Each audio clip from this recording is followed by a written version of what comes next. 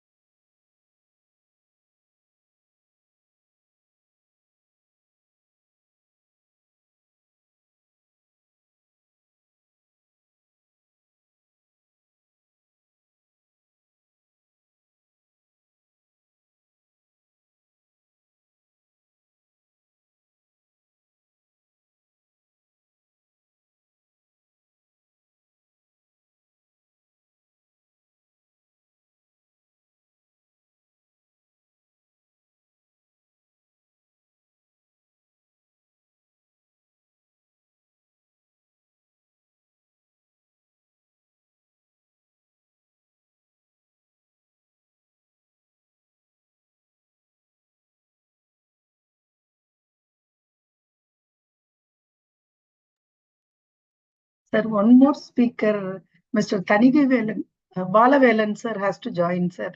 Shall we wait for 2 minutes?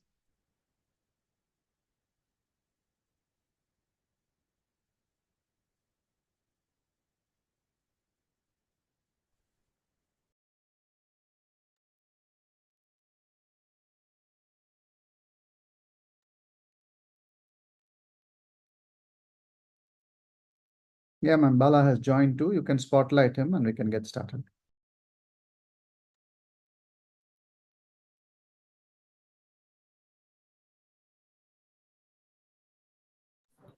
Good afternoon, Balavelan sir. We welcome you, sir.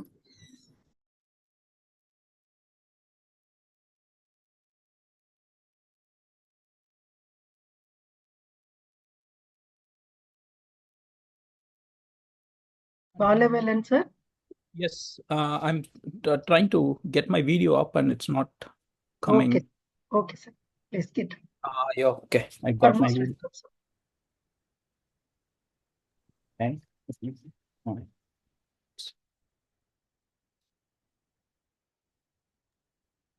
Shall we start? Innovation distinguishes between a leader and a follower, said Steve Jobs. And what better place to celebrate that innovation than right here at the SRM Global Tech Conclave?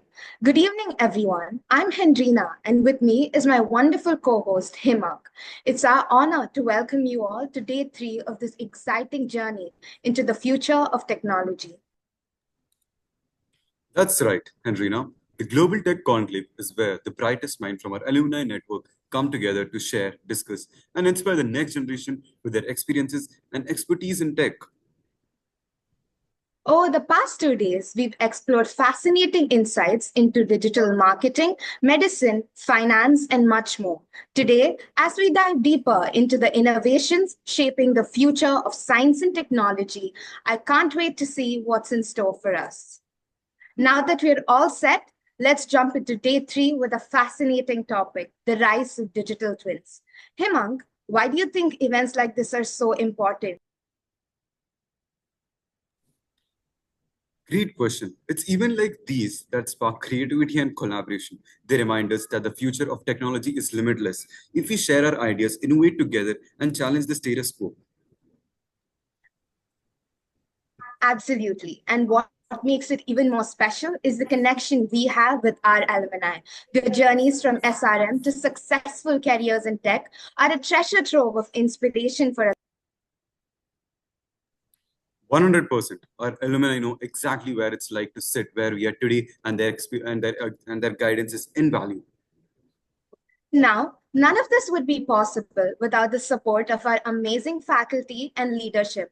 We're incredibly grateful to our Vice Chancellor, Dr. C. Muttamal, our Registrar, Dr. S. Ponasami, and our Dean of Engineering and Technology, Professor T.V. Gopal, who continuously push us to strive for excellence.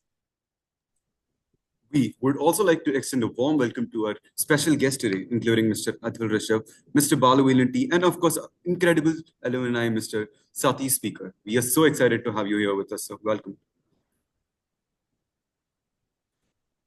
Leadership isn't just about words, but actions, and we are privileged to have Radha Ma'am, Assistant Director for the Directorate of Alumni Affairs, with us today. Please join me in welcoming her to deliver the welcome address. Thank you, Himan. As AI continues to advance, it blurs the line between imagination and reality, turning visionary ideas into concrete innovations that are shaping our future. On behalf of Directorate of Alumni Affairs, it's my proud privilege to welcome you all to Day 3 of SRM Global Tech Conclave, The Rise of Digital Twins, AI Meets Reality. Today, we complete our 3-day exploration of how artificial intelligence is reshaping our understanding and interaction with technology. Today, on the final day of Global Tech Conclave, we are honored to have three of our distinguished alumni with us, who will lead us through today's insightful discussions. I take privilege of welcoming Mr. Satish Vaidyanathan, Vice President at ACV India and a graduate of BE Computer Science Engineering, class of 1997. His leadership and strategic vision have played a pivotal role in shaping the success of his organization. Welcome, sir. Mr. Balavelan Tanigevelan, Senior IC Design Engineer at Perceptia Devices Australia and an alumnus of BEEE class of 1999. He is renowned for his contributions to analog, digital CMOS, IC design, and electronic product design. Welcome, sir. Mr. Atul Rishabh, Manager at Grant Thornton, Australia, and a proud graduate of BTech ECE, class of 2015. He is recognized for his extensive expertise in cybersecurity and his dedication to building upskill teams in Sydney and Melbourne markets.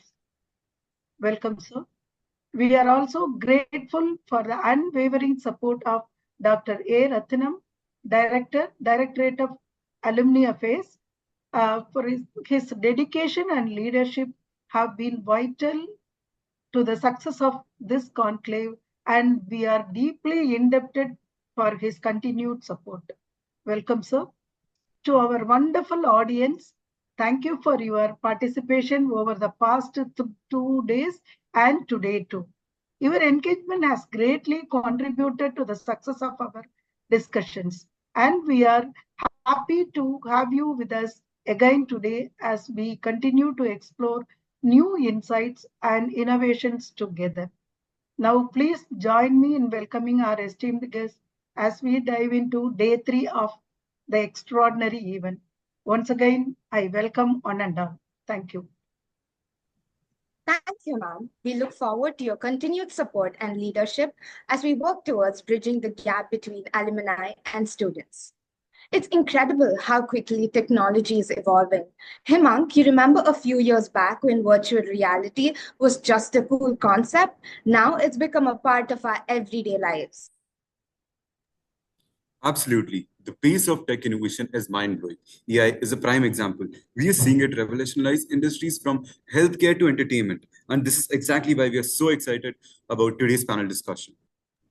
We are thrilled to introduce our amazing panel of alumni speakers who are true pioneers in their fields. Today's theme, The Rise of Digital Twins, will explore how technology is transforming our world. Our first speaker, Mr. Atul Rishabh, is a cybersecurity expert and manager at Grant Thornton, Australia. He holds an MBA from UPS and a BTech from SRMIST. With a focus on cybersecurity, cloud security, and risk management, Mr. Rishabh has a wealth of experience in the field, making him a standout leader in digital security. Please give a warm welcome to Mr. Atul Rishabh to share his insight and experiences. Next, we are thrilled to have Mr. Balavilan T, Senior IC Design Engineering and Tertiary Devices with a Master's in Engineering from the University of Queensland and a BE from the University of Madras. His extensive experience in high-impact engineering projects continue to shape innovations in electronics.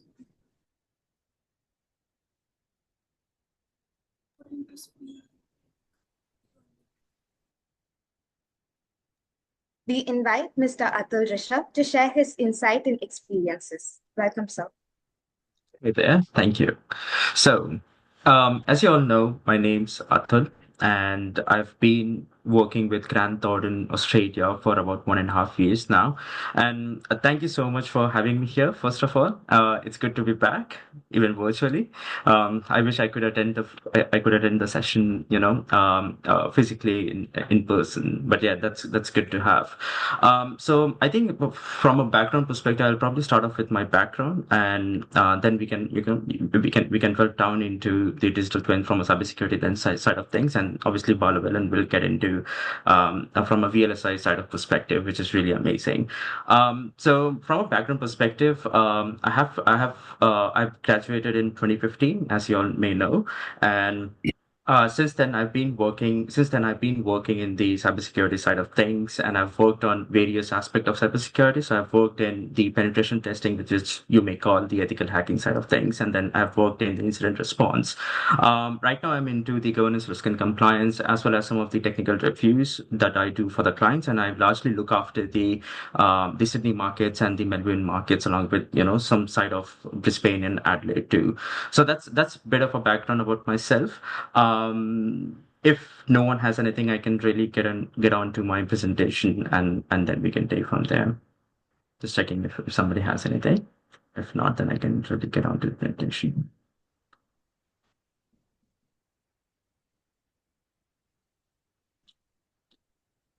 All right.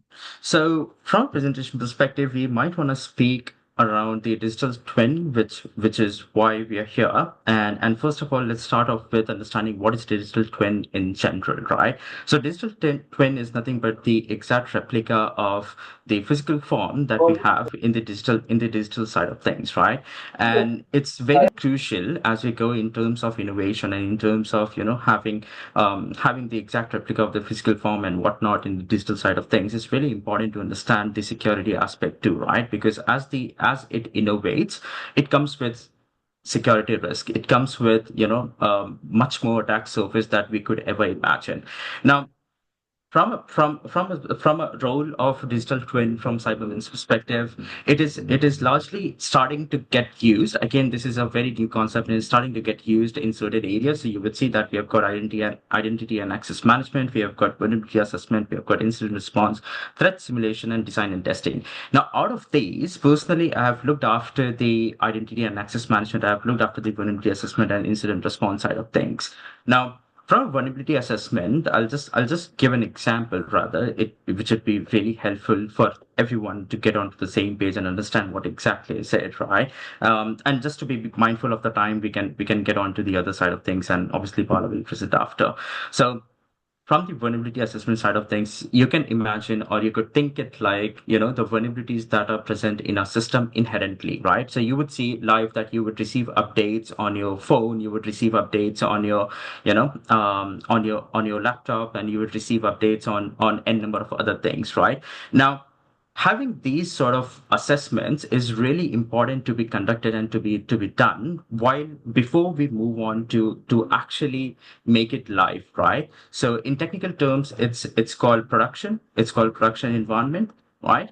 Now, in general sense and in layman terms, it's usually like a live website, right? Or a live portal. So if you see that we would access Meta, right? Facebook.com, Google.com, or a number of other things, right? Now, it's really easy for us to go through and understand that, we are just getting to the website and whatnot. But in the back end, before the website goes live, it has to go through certain testing and whatnot. And that's where the vulnerability assessment is really important to be conducted. Now, from a digital twin perspective, if I have to put it that way, from a digital twin perspective, if something I need to build in a physical form, that has to be tested for every possibility for it to get hacked or get attacked from from the bad guys, and to understand that what could go wrong. So essentially what we're understanding here, what could go wrong, this is what we are trying to understand here, which is really important. And that's where your digital twin would exactly come into play, and it will save the day sort of stuff, right? From an incident response perspective, this is more sort of when an event has already occurred, right? So for instance, say that if I have a website and that gets hacked, right? What are my immediate next steps, right? And these sort of simulation needs to be done beforehand, right? So there are certain scenarios wherein you need to take that into account before actually implementing the incident response side of things, and in fact the threat simulation as well, right? To put it in layman terms, I would say that imagine you clicking on a random link, right? Which, to be in all honesty, we all have done that. At least I have been there and done that, right? So clicking on random links and clicking on any of sort of phishing link, and then we get phished, right? And we get attacked and whatnot, right? Now, those sort of scenarios needs to be listed out, that what are the common threat attacks that could happen, that has happened in the past, and that could happen in the future, from an AI perspective as well. And we'll talk about the AI related risk when we get into the panel discussions and whatnot, right? But to give you a brief, we need to define those sort of scenarios in there, and we need to be well prepared before we actually get into, make it live, right? If something goes south, then we are ready and we are equally equipped from a technology perspective to make sure that we make the system back up and running, and we remediate whatever whatever bad configuration does it have. So that's more sort of a digital twin, from a cyber lens perspective. Now, moving on, like I mentioned, that everything comes with an attack surface, right? Nothing is secured. And just to be mindful, and this is something that I personally preach, and you would see that in the cybersecurity world, this is something that everyone would preach. Now, no risk. And when I say no risk, absolutely no risk could be mitigated to a 100%. There will always be a risk of everything, whatever we do, can never be mitigated to a 100%. Never, right? There will always be a risk. However, we need to make sure that whatever risks that we have, that is below an acceptable level, right? Saying that as an organization, as a person, I could accept certain level of risk. Now, from a digital twin perspective, there are largely four sort of risks that I would say that, in four different quadrants that would largely sit. Now, it increases the attack surface, right? When we say increasing the attack surface, it could really mean that either you could get phished, right? You've got, n number of data, right? And when I say data, it's not only company data, but it's personal information as well, right? And you would see that India has recently introduced their DPDA, which is the Data Privacy Act, right? And similarly, we have got GDPR for European Union, and in Australia, we have got local laws as well, right? So now the data that we are going to protect here is not only the company's blueprint, but is the personal data as well, right? Now, the second one is really that attacker is actually seeking that these sort of details. When I say details, is the actual blueprint of the physical form, right? The physical twin, the other side of the other side of the world. The attacker would actually try to understand how these things work from a physical sort of perspective. Now, it's really easy. I wouldn't say easy, but at least it will relatively expand the attack surface for them, because you're not now doing something in a physical form. You're actually getting into the digital side of things, and it becomes really, relatively easier for them to attack the digital twin side of things, to understand how the physical side of things work, and then they could go, they could really go crazy on those stuff. The other part is manipulation of the data. And these sort of risks that you see listed out here are actual real-time risks that I encounter in, day out with all my clients, and sort of more sort of practical from a practical perspective, right? Now, there are always chance to manipulate the data, right? If an attacker gains access to your data, there's very highly likely that the data gets manipulated for n number of reasons, right? It could be nation sponsored attack, it could be state sponsored attack, it could really be anything, right? Now, in those sort of sense, once the data gets manipulated, the integrity of the data gets questioned in that sense, right? The integrity of the data gets questioned in that sense. And essentially, and this is something that I'll speak of, that when we talk about data, and this is especially from the digital twin side of things, what exactly are we protecting, right? Now, the last but not the least is the most important point. Now, from a physical twin perspective, when physical data gets into the digital side of things, there are multiple sensors that are used out in there, right? There are multiple IoT sensors out in there.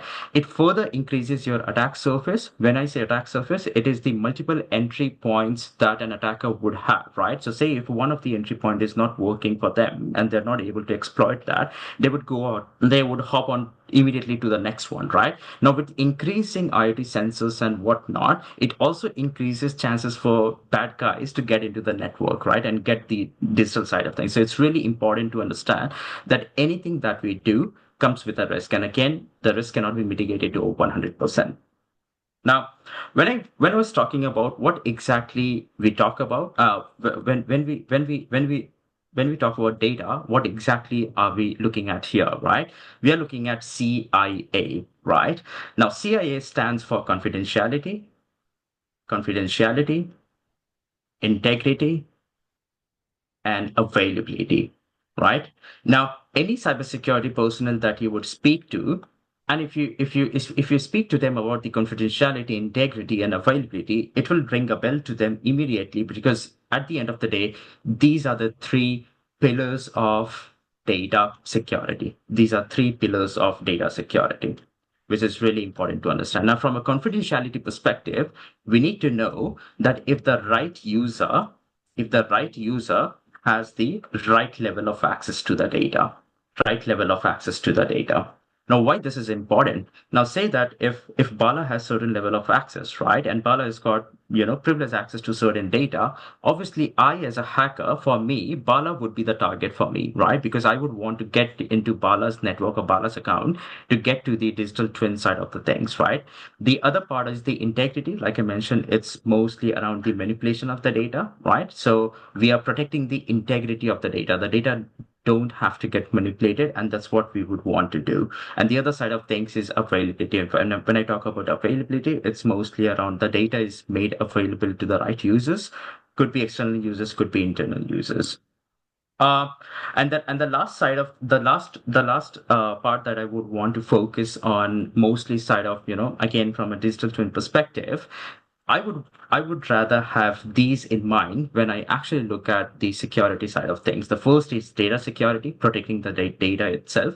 The other side of things are the cloud security. And then we have got AI security, and then we have got zero trust architecture. Now, this is an interesting one, and this is one of the most emerging. So again, for students out here who especially belong from the CS and IT department, whosoever is interested, zero trust architecture is a sort of arrangement wherein you don't trust anyone, not even your users, not even your CEO, or not even anyone, any goddamn people in the company. You don't trust anyone, right? Now, this is not a technology, rather, this is an approach towards integrating the right technology into your network to protect the data, right? And largely, when we talk about the OD security, which is the operational technology side of things, or the digital twin side of things, this is one of the core concept that goes into. And most of the companies that I'm working with, they have a vision of getting into a zero trust architecture, which is really difficult to achieve, at least at this point in time. And they have it in their strategy for the next 3 years or 5 years or whatever it may be, right? Now, before getting on to the connected place security, I would rather focus on defense in depth, right? Now, when we talk about defense in depth and protecting the data, now for instance, in the digital twin side of things, you would have data from the physical form, you would have data, like your personal identifiable information, and you would have data related to your company and whatnot, right? It's not only technology from a cybersecurity lens that we have to integrate to protect the data, right? There's something called PPT, which is known as people, process, and technology, right? Now, you need to have a good balance between people, process, and technology. You need to have, I would say, a good control, an amalgamation of controls across these three areas when we talk about, defense in depth. And you would say it's a very big concept. So you might want to go back and learn more about zero trust architecture and defense in depth, which is really important from a cybersecurity perspective. So three concepts around cyber, and especially from a digital twin perspective. The first one is CIA. The second one is defense in depth, and the third one is your manipulation of data and sort of the risk of digital twin, right? So you might want to look at these sort of and zero trust. So you might want to look back into these sort of concepts, because these are most of the common trending sort of cybersecurity concepts that companies are actually adopting in real time, right? Now, connected place security is a very funny one, right? And you would have seen that companies like Uber and Tesla, they are coming up with connected cars, right? And that's a very similar concept that goes into digital twin side of things. Now, it connects many aspects of your physical form and the digital side of things into one. And that's why the connected place security is really important to get into. You don't have to protect the data only. You'd have to look at protecting all the components that makes up to that data, right? Which is really important. And some of the companies that I have worked with, and some of the good ones actually out there in the market, they don't really focus on the other side of things, but they only focus on protecting the data, which is obviously the case. We need to protect the data, but at the same time, we would also want to see the other aspects of the data as well.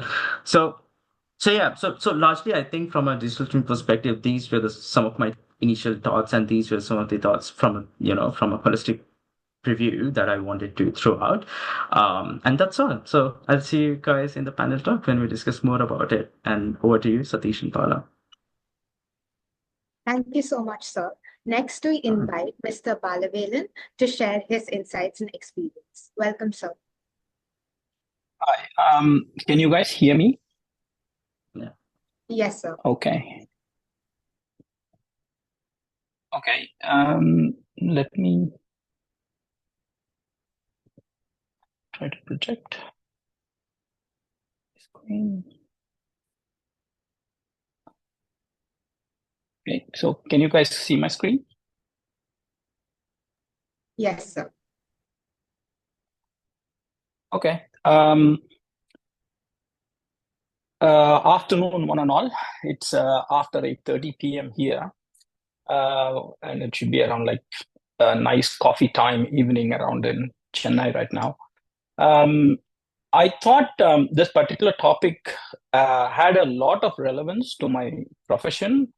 I clearly have been living around this topic for all this while, and suddenly, randomly, they just asked me for a global conclave participation. The topic when I saw was digital twin, and I'm like, oh, okay. And then I asked them how I match it, and they said like, oh, they looked at my profile, and then they thought this might be an appropriate one, and then that's it. So it looks like I can talk a lot about. Essentially, this would ideally, it would suit a VLSI undergrad, postgrad, and PhDs, or electronics engineers and all that. Nevertheless, the computer science graduates, IT graduates can also find a lot of interesting things here, because we are going to talk about processor architectures and things like that. I am not going to bore you, because this is all about artificial intelligence and machine learning. This presentation has been made completely by ChatGPT. I tried to get a skeleton of this presentation by asking ChatGPT to give me a presentation on the title that I gave it. If I asked the right question, it gave me the right text, and then I generated images. All the images in here are generated by AI. It's just to illustrate to you guys that we are now not living in the past. We are probably living in the future, where I have probably a mini Jarvis around me. I asked it to give me a presentation and it gave me one. So let's see what it has given us, and then let's try to discuss about how I actually intertwined whatever the AI gave me around my profession, and then see what digital twins are and how does it apply to VLSI. So I titled it as Rise of Digital Twins, which is your title. And it is applied to ultra deep submicron VLSI design. Now, we are not going to call IC design anymore. And when I was doing my undergrad in 99, it was called as VLSI design. And then they said it was large scale design. Then they called very large scale design. And then they called it as submicron design. And then they called it as deep submicron design. And then they ran out of words, basically. They ran out of words on laptops. They called it as ultrabooks. Now they call it as deep submicron. Then afterwards, they called it as ultra deep submicron. So what we are talking about is sub-8 nanometer technology. So to many of you guys, these numbers are not what you daily use in your day-to-day lives. But once I present this talk, it'll be like, oh, we have been using this number all along and we never realized it, right? So let's get into the topic. Go to the next slide. We want to know what a digital twin is. Okay, so the digital twin is a virtual representation of a physical object. Okay, so I have a physical design and I model the physical design as a kind of a near to real representation of the physical design in virtual world. What does it do? It provides me continuous information. So basically, I would see the real object performing and feed that data back into the model, and then I will have a feedback loop. So what would this do? It will enable me to it'll enable me to model really complex systems on chip. Then it will be easy for me to design highly integrated state-of-the-art technologies, circuits and state-of-the-art technologies with ease. Okay, so let us see. We usually start with Moore's law, basically. Whenever you talk about chip design, we talk about Moore's law. What it said initially was somewhere around 99. They used to say, oh, the technology doubles every year. What it means is the transistor shrinks by half its size in 6 months. Okay, but the law actually couldn't keep up. They couldn't keep shrinking all along. So what I've tried to do here is I have provided this is like Intel. I've put that in an old parchment, right? So Intel is old. Qualcomm is now buying Intel. Okay, so what does it indicate is in Intel, when we talk about Core 7, i7, we talk about i7 Core Duo processor, probably around 2013, I would say, it actually had 2 billion transistors, which is around this point. Okay, so we have like 2 billion. Okay, now it started basically when a Pentium processor came in. There was 77 million transistors inside that chip. Okay, assume a transistor is a switch, basically. So how many switch did I put in? 77 million in 2003 or something like that, when Pentium chips came in. And then 2013, it raised to 2 billion transistors. But after that came the mobile phone era, which is this. And in the mobile phone era, we are dealing with 7 nanometer processors. So A13, probably your iPhone 12, iPhone 13, you would say they are housing around, say, 12 billion transistors, basically. So I have gone up to A14, which is a 5 nanometer chip, right?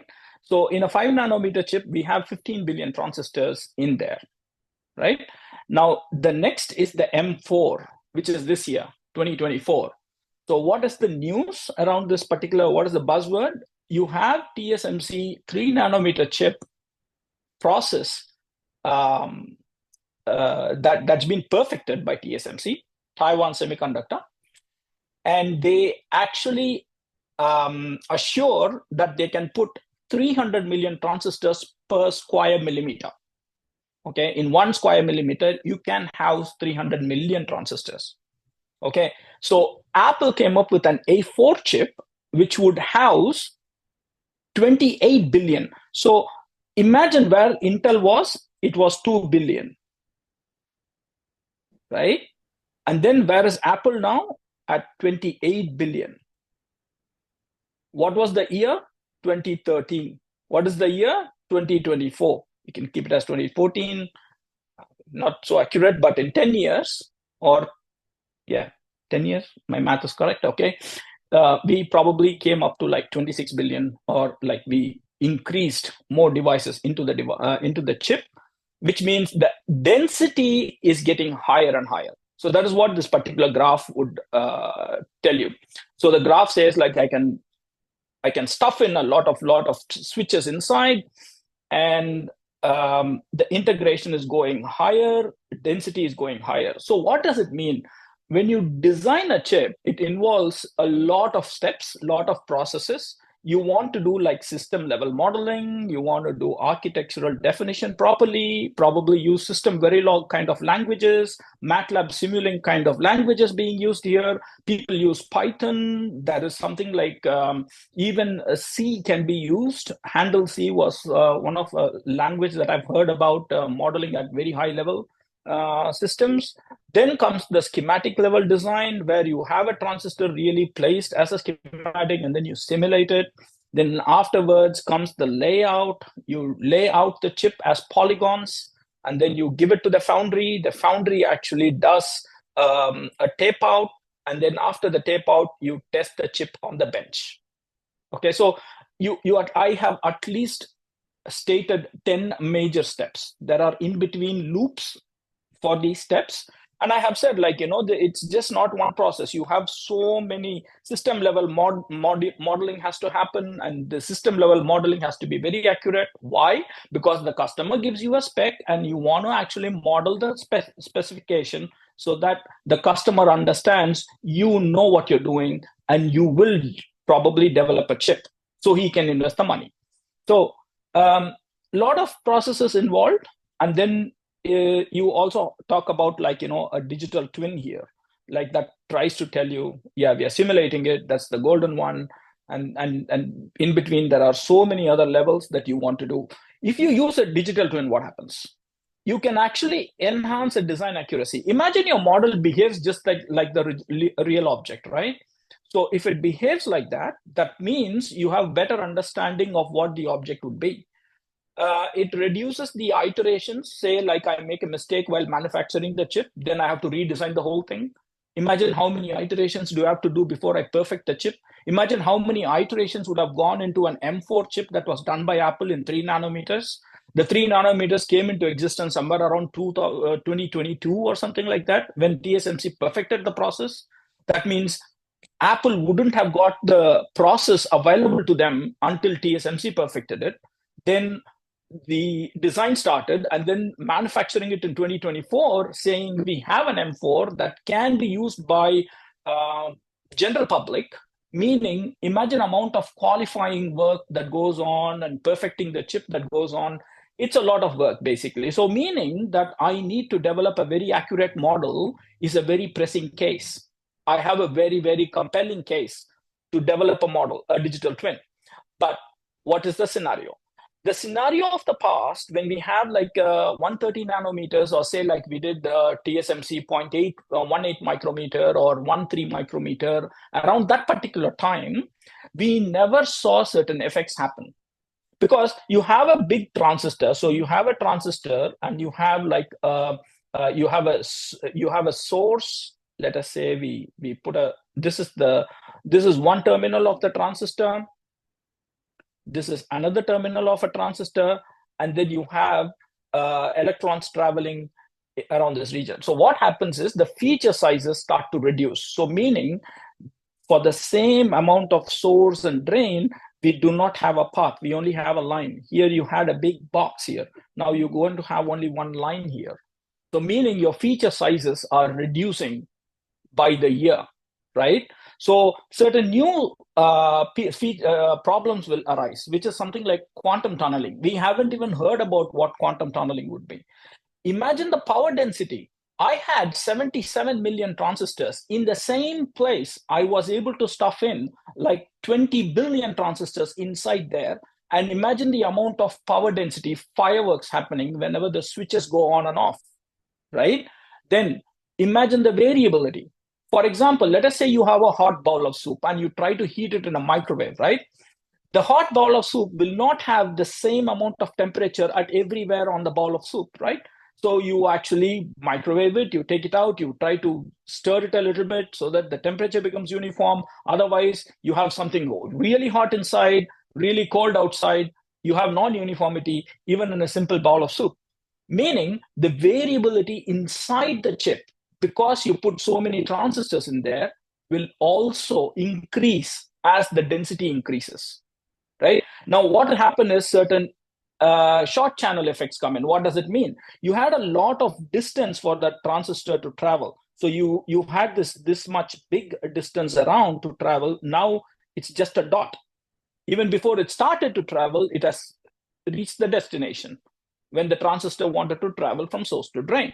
So it's called a short channel effect. Now, manufacturing complexity. Imagine in a manufacturing complexity, if your devices go really smaller and smaller and smaller, that means the wires also have to become thinner. Okay, so let us imagine this is logical reasoning. This is not IC design. Okay, so say you had a big terminal like this, and then in the ultra deep submicron, your terminal is only this much. Here you had so much amount of width for connecting. You have a wire that comes and connects in here. You can't put such a big wire to connect to this small point, which is something like a dot. So your wires have to shrink accordingly to the device sizes. Now, all these things will increase the complexity that is there to manufacture whatever you simply draw on paper, right? So challenges which you never saw is going to come. So what happens to the role of a digital twin? The role of a digital twin is that it provides you a feedback loop, basically. So I have the real device, and then I feed back that into the actual digital twin, and then the twin becomes more and more perfect compared to the real world. But I would be able to make the twin perform faster. Like in the sense, it will take a short amount of time to simulate the twin and find out what is going to happen when you try to see it in a real chip, which will take a long time for testing out the real chip and then getting some data out of it. Now, system optimization. Because I had the feedback loop, I would be able to optimize my chip further. Not only that, I would be able to monitor it real time. This is the role played by the digital twin, right? Now, if the digital twin does its duty, as I mentioned here, the benefits you will get, you will have very enhanced simulation capabilities. Basically, your simulations will actually be more realistic. You simulate something, usually what they say is, the simulator usually cheats the designer. That was the past, basically. So they took a risk in order to implement something. Now, if you have a digital twin, the simulation results can be more reliable because it has a data back annotated from the real device into the model. So you have enhanced simulation capability. The time to market will be considerably reduced. That is how Apple was able to get back in. It was able to produce M4 in a short amount of time when 3 nanometer was made available, right? Then you have a predictive maintenance. What does it mean? If I want to simulate a fault, I would be finding it easier to simulate the fault in the digital twin and predict what might happen if certain event happens, right? So that would mean the real object can be corrected, course corrected. So as I manufacture it, I would be able to correct it if I know beforehand what might be coming in just because my design is in certain way. Okay, so these are the benefits of having a digital twin. So I would like to share a lot of things, but key takeaways would be I'm setting up a case here.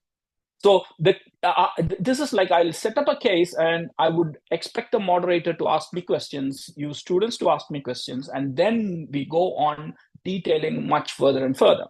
So what are the key takeaways? A digital twin is a replica of a real-time object. Then it gives you a real-time insight. It accelerates your design process. It improves accuracy. All these are blah, blah, blah. It's easy to write. It's just philosophy, right? The understanding technical part of it is trying to imagine there is a huge amount of difference between 8 nanometer, or rather 3 nanometer, and we have 300 nanometers. So it's like 100 times smaller. So that means you need to have an artificial intelligence assisted design happening. The designer just needs 10 different hands and 10 different heads and 10 different minds in order to actually calculate what might happen to the chip that he's trying to design. So artificial intelligence plays a huge role here. So that's the future perspective of the digital twins. I would rest my case here and then over to Satish, and we can go on from there. Thank you. Thank you, sir. Next, our next speaker and moderator with us, Mr. Satish Vaidyanathan, who has completed his BE degree from SRM in the year 1997 with a degree in computer science and engineering. He has his master's from BITS Pilani in software system. And right now, he is the vice president of ECB with an experience of more than 10 years in PayPal, which concludes more than 26 years in software research and development. Please give a warm welcome to Mr. Satish Vaidyanathan to share his experiences. Hi, everybody. Good afternoon, good evening, Bala and Atul. I think it's always a fantastic opportunity to be in the midst of young minds, be part of our campuses events, and be moderating such events as well, right? It is always great learning that we all get as a collective team. And first of all, my big kudos and thanks to the Alumni Association and the team behind it for putting together such a fantastic event. Dr. Ratinam, Dr. Radha, and Satish and Azar and everybody else who has helped put this whole event together. Thank you so much. I think it's a very, very fascinating conversation. I think I felt in the last 1 hour hearing both Atul and Bala that we are living in the future, right? All the things that we've been hearing about are very, very futuristic in nature, and hence a lot of promise on what we can build out of that future as well. We stand in this cusp of a digital revolution, right? When I graduated from college, that was 1997. I haven't even held a phone in my hand. There was no such thing as a mobile phone, and now here we are in the same forum, or a college forum, where we are talking about digital twins and digital twinning and technologies like that. I think it's a fabulous evolution of how technology has come and shaped up different things, right? So I think I'm extremely privileged to be part of this esteemed panel. We have 2 fantastic panelists who just presented to you, Atul and Bala from Down Under. It's always like an India-Australia match when we meet with the people from Australia, and here we are, our own alumni who are participating in this conversation. So I'll kind of, the way that this whole discussion will pan out is I will ask some questions, place some challenges in front of our panels. But what we also encourage is students to be able to ask questions. I don't know if the Zoom moderator can open up chat. People can just send messages on the chat. If I can perhaps ask the question, read it out for the panelists, or if the students want to ask it themselves, we can also try to open it up. But we can make it very crisp, right? We'll make it very, very crisp, not very detailed questions, and very pointed at the topic at hand, right? So it'll be very interesting to keep it very interactive in nature also. So to start with, I just wanted to invite Bala and Atul to share some cool fun fact, some sort of a new thing that you wanted to share with us about your own experiences, about your own background, or something, some sort of an encounter you had with technology, dabbling with it, or any fun fact that you want to share about to start with in this conversation. Bala, you want to go first? Fun fact. Okay. In what context do you mean? Like when you say fun fact, is it probably in profession, or is it like in Personal, just general something, life in Australia, or general SRM things, or history, whatever? something that you did in SRM. Well, I mean, I graduated in 99. Basically, when we graduated in my batch, 99, we had the Y2K Classic happening, right? So that was like a campus interview boom in SRM, and we were like scrambling for software jobs. I had no idea like I would be ending up in a electronics field or a computer science field or whatever, but everybody were going towards programming. They had to talk about mainframe computers, mainframe computer programming and stuff. So What is Y2K? The year I don't know if these kids 2000 will know bug. about Y2K. Yeah, I have to elaborate on that, right? Like the Microsoft, when they designed that disk operating system and it got into the Windows format and all that, they had the dates where they did not give 4-digit spaces for the year. They only gave 2-digit spaces for the year. So what happens after 99 is it's going to become, I don't know what my son did, but so at 99, after that, when it becomes 2000, it actually reverts back to 00, like year 0000. So because of that calendar issue, systems will fail. They were even saying that many of the mainframes will fail. And if that fails, the flights can get redirected. They could, there were imaginations happening where flights would fall from the sky around that particular point. So that was the most funniest part. They had like, there were so many maths teachers and so many people who are even in teaching line, or anybody would simply get into the mainframe programming, and there was the money. Like everyone was running after that particular job at that time. So this Y2K bug was a very classic bug on a date being placed wrongly by a programmer, and it caused a big havoc in the entire world. So that was one of the interesting part, I would say, in my career times, actually, like when I just graduated. Yeah, fantastic. Yeah, I remember that. And people are trying to avoid flying on December 31st, 1999, not knowing what would Yes. happen. I don't know how. Yes. Most of you wouldn't have been born by that time. I don't know. Atul, how about you? All right, yeah. So yeah, maybe I think this is gonna be one of the most difficult questions across the other ones.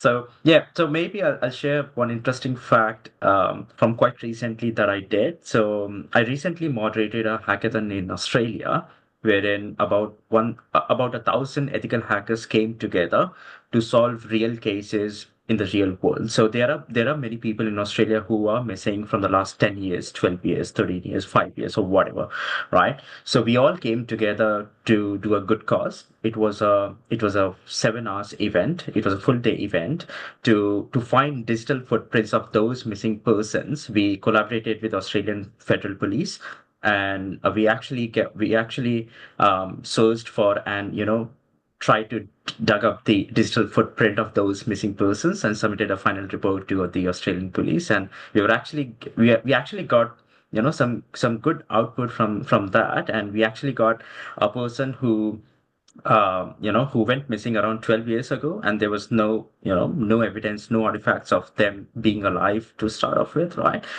We actually got some digital footprints of them 6 months back, and they are working on it. So yeah, that is quite good one, and I like getting involved in anything cybersecurity. So I'm really passionate about this. You would see me speaking on some event, or you will see me attending some of these seminars, and having a chat with C-level executives from a cybersecurity perspective, that what do they think, and sort of gain some insights from them to make myself relevant in the market. So I think that's one of the key interesting fact about me. Yeah. Excellent, Atul. I think that's Yeah. a fantastic idea to be able to build a hackathon around Yeah. missing people, right? I think Right. something for the college to think about. Students, you're all on the call. Maybe a very similar thing that you can run and take some advice from Atul if you want to carry out something like that. It'll become like a news making thing on all TV channels and newspapers as well. If you can find even like 5, 10 people that went missing, right? Cool. Awesome. So now let's get into the topic at hand. So I think we have all worked on simulators, right? Basic system modeling during our engineering courses, and then all the way to complex flight simulators and things like that, right? I think Bala, you touched upon this, but I just wanted to understand what exactly is the difference between a digital twin and a simulator, right? Is digital twin more or less like a simulator on steroids, or how do you really categorize the difference between the two? And if you may articulate few points which explicitly distinguish these two concepts in the way how things are going into the future, it'll be very helpful for us to learn more about it. Okay, so a digital twin. Okay, so let us talk about a simulator. We are talking about simulators when artificial intelligence was existing in books. Okay, so one more fun fact. When I did my bachelor's in engineering, Madras University syllabus, 1999, I still have the syllabus book with me.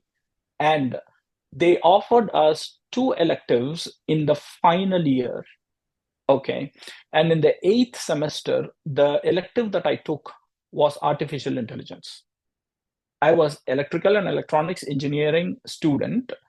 In the 8th semester, one of the electives we took was artificial intelligence.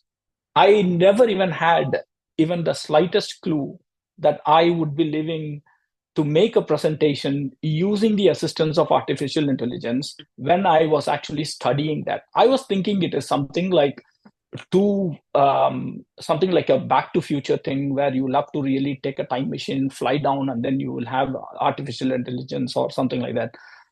But then it was all about like, how do you train the artificial intelligence? How do you an expert is required? It is like we were thinking about neural network was a concept that came in. So simulator is something like a number crunching engine, right? So if I say if I have a counter and the counter is supposed to count from 1 to 100, or say even 1 to 10, right? So how many bits will be required? Say maybe like, okay, so let's say 4 bits. And then so we have a 4-bit counter. And then I want to find out how the counter counts from 0 to 9 or 1 to 10. And then I want to know if it works correctly or not. So which means that I would give a very high frequency waveform. I can give a low frequency waveform. I can reduce the supply voltage. I can increase the temperature. So I will provide so many conditions, and I still want to know whether a counter will count or not, right? Now imagine I'm trying to do this for various combinations. So if you say like I have 2 temperatures, one is minus 40 degrees, another is like 120 degrees. Then I have 2 voltages, let us say. Of those times it used to be 5-volt supply for anything. And we used to have like the 5-volt supply, say it varies between 4 volts and 6 volts or something.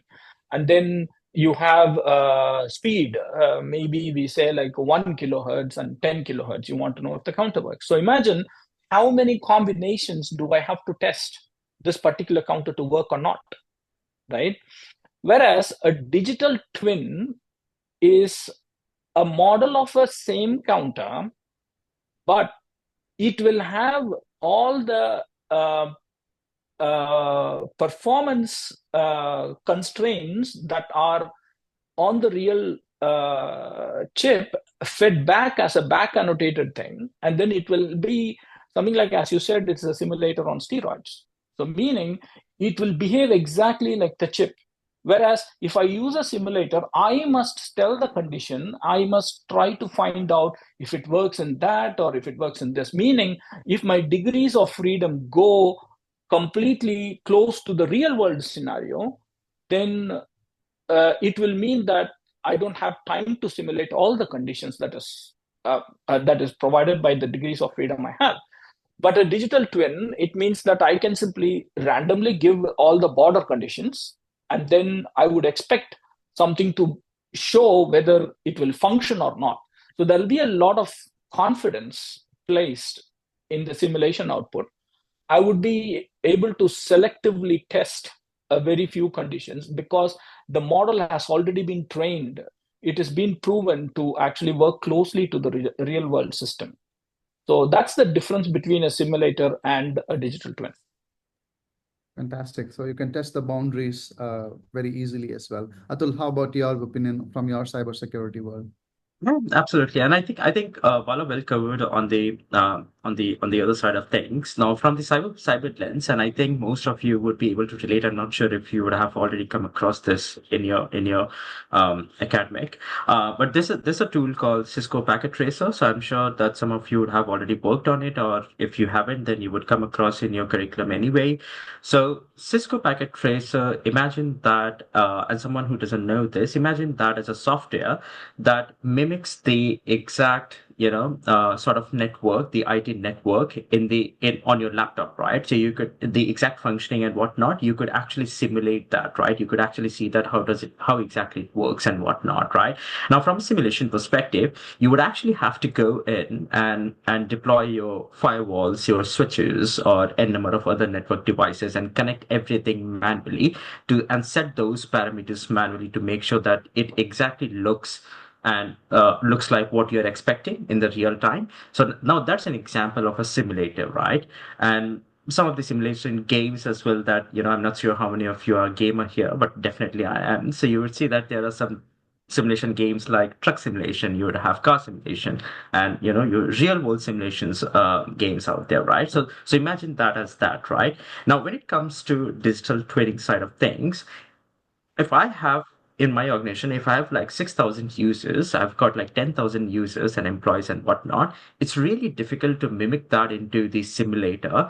And it will take one hell of a time to get through each and every component because it is so complex in nature. Now, I'll give you a classic example of one of the top payment gateway company that I worked with in Australia quite recently. And they're pretty complex in nature because they handle billions and billions of dollars every day, if not less, in transaction, right? Now, the environment is so complex that cannot be mimicked in manually setting the parameters, right? It has to come through some sort of automation like AI, or it has to mimic the real world sort of, the actual infrastructure from a company's perspective.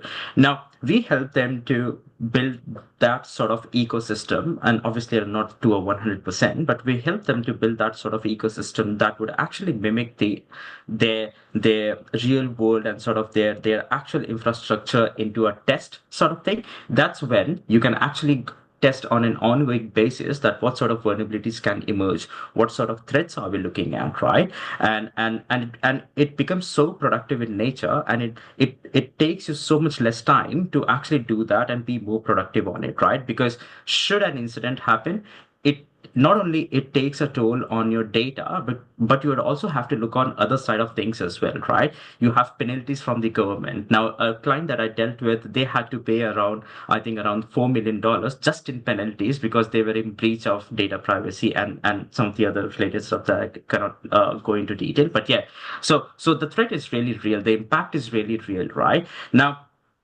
imagine digital twin sort of mimicking Cisco packet tracer, but in real time and on an automated basis. And that's where you would have an emergence of AI, and that's where you would have an emergence of, sort of automation script that would actually mimic your actual infrastructure into a if you will, an enhanced simulator sort of ecosystem. That's where you can test everything in there and you go from there. And then, if you have anything, if you have an exception or a finding or whatever in the digital twin side of things, you can actually go and remediate quickly as soon as possible, and it goes from there. So that's how I would put it.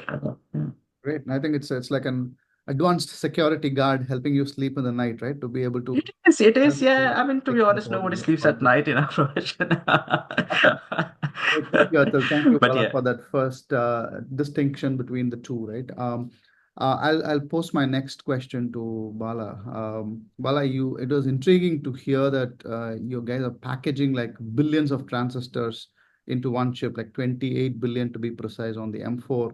While I know students here are trying to find enough space in their backpack to pack all the books inside their backpack. So, how do you do it? I mean, in terms of combining digital twins into the VLSI space, and you did touch upon it a little bit, right? Like, how do you really explicitly use it? Is it which phase of your VLSI life cycle do you find digital twins more relevant, more pertinent? Is it at the time of modeling? Is it at the time of testing? Or more importantly, like at the time when it is performing? Like I know that sometimes when chips are fabricated, sometimes you need to allow it to bake before it, when it's its breaking point, right? Like, can we accelerate the time to test such tenure-based tests also using digital twins? Okay. To connect with the audience, right? Most of them are kids, according to me, because I have my eldest one writing his year 12 exam probably in a couple of weeks. So I would say, if I want to connect to that generation, the best example would be, imagine Iron Man, Tony Stark, actually using Javas, right? So he designs his Iron Man suit using something like a digital twin, right? So you have sometimes he constructs the timestamp GPS or something in Endgame, and he says run it through a Mobius strip, it runs it, and things like that, right? Now, let's come back to reality, right? Like now what we are living inside a world is there is suddenly an advent of the artificial intelligence. Now, I luckily happened to live in three different era where I lived in a time when I was doing my undergrad. Probably this is applicable to Satish as well, is that we never had internet. Okay. SRM actually had one computer connected to the internet where you can send email via a TCP IP protocol. Possibly you can make applications to the US universities through them, but you have to go to the library, get the permission from the librarian, do something. So the pre-internet era, that is when my schooling was, my undergrad was around the time when there was like computer centers coming up with internet browsing. And then we had advent of internet, and after internet, they had like, oh, we have Yahoo, we have this, we have that. And suddenly it was advent of Google. So when Google search came, I was actually probably doing around my master's degree and probably into my PhD. Now, PhDs, they usually say, as long as Google is there, no problem, you can actually do an entire PhD through Google. But the point is, the person must know how to search. They need to know how to enter a keyword, basically, right? Now, let's time shift completely and then jump into the current time. I don't need to Google search anymore. I go into ChatGPT, I go into Grok, or I go into Gemini, and then I ask, hey, can you give me a travel itinerary, please? And then it gives me an amazing travel itinerary. For this presentation, I said, hey, give me a presentation and then it says, oh, I don't have anything. And this is like using the raw AI. I haven't been using any app or something like that. I was trying to use ChatGPT, I asked Gemini, I asked Grok. Now, the digital twin in VLSI is something like you can't define digital twin to be present at one place. Like it's not like, oh, I have a digital twin just for my chip. No, it's not like that. If you go out in the internet and then you just say, I will search on YouTube to know what a digital twin is, they will probably relate it with the manufacturing industry.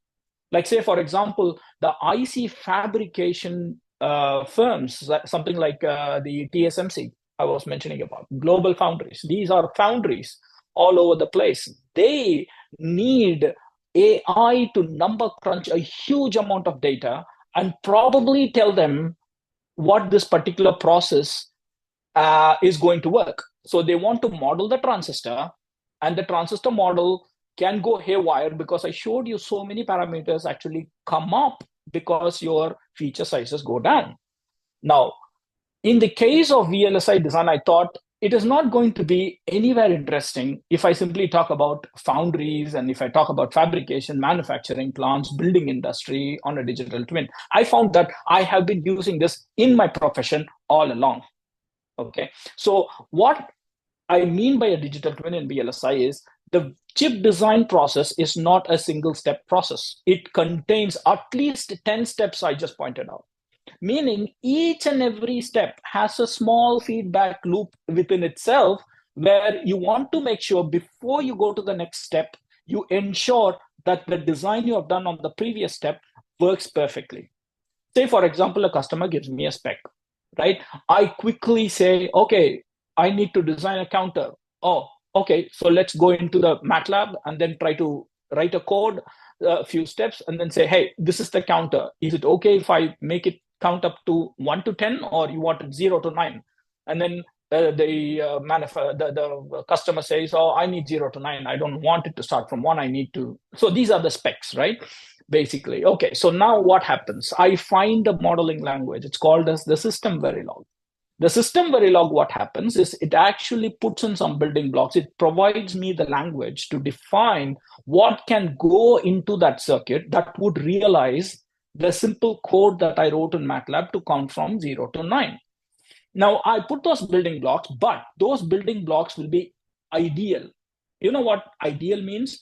If you want to say go from 0 volts to 1 volt or 0 volts to 5 volt, you simply snap and then it just goes in a straight line rise straight into 1 volt. In the real world, it is not like that. It takes a certain amount of nanoseconds, picoseconds, or microseconds for a signal to actually rise from 0 to 1. So you call that rise time. So you want to say, okay, I have the system Verilog, it functions, it is so ideal. I have sharp edges in the waveforms and things like that. It doesn't look like a CRO waveform. It looks like a pencil drawn waveform, right? Now I want to define that as my model, right? Now that is an ideal model.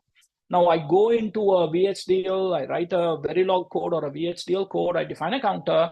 Now I try to simulate that counter. Now, after the counter is simulated, works fine, I do a layout of it. Then after I do a layout of it, then I try to extract parasitics. Say for example, between two wires, there are capacitances. The wires will have resistances. So these elements are called parasitics. Now, these parasitics need to be included in your design, mainly because they influence the rise time that I was trying to tell you about. So you manufacture a chip, it has certain amount of rise time. You find that rise time. Now you want to feed that back into the model. So you want to tell the model that now you don't do the ideal rise time, you rise by certain, say 1 nanosecond. So which means if I go from 0 volts to 1 volt, I won't go immediately. I will go probably in 1 nanoseconds, right? So what does it mean now is I will have a digital twin like a model at every stage in IC design, where, say, for example, I do a post-extracted simulation, right? The post-extracted simulation will have the schematic to be the model for it. The schematic simulation output will be having the system Verilog as a model for the schematic simulation. So meaning every stage will have to back annotate itself to its previous stage so that the previous stage becomes the model for the next stage. So if you go in that sense, a person probably designing on the bench, like say, for example, the chip comes back from the foundry and you put it onto a PCB, you want to test it in a real world, and then you try to give all the conditions, you want to see if it counts. Then what happens? He finds a fault. He says, after 2, it doesn't go to 3, it goes to 4. That means your circuit jumped a count. And you want to say why it jumped a count. In digital, we call something called racing conditions. Something happened in the logic wherein the signal raced with each other, and suddenly the 3 got disappeared and 2 became 4, right? So if that 2 becomes 4, how do I fault it in my design and then find out where the racing would be? So I have to go in search of the circuit.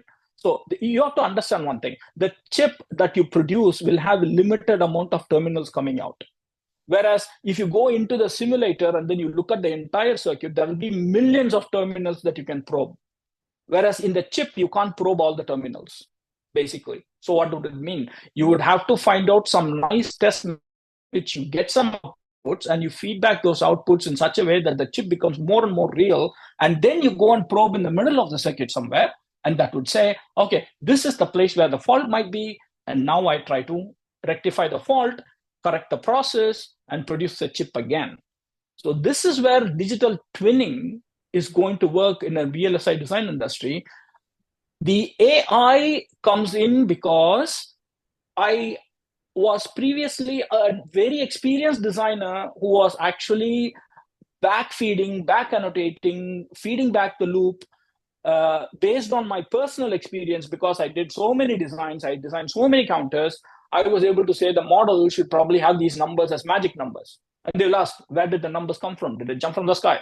Then I say, no, I did this several times. I know this is the number you should use as the right time, right? So the AI now becomes more intelligent. It takes in from the real bench and then feeds it back into the model and then says, now that is a more intelligent guess than the real time designer.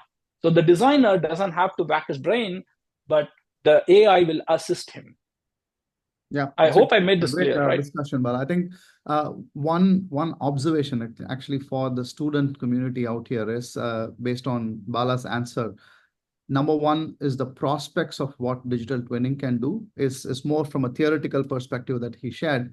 But more importantly, I really want you all to take inspiration from the depth and the breadth with which he was able to answer this question, right? I think fantastic, Bala. Even some of us who don't know much about this field, I think you kind of put it together in a very nice, concise manner. Students, please take note of how both depth and breadth matter as you build your academics and career plans as well.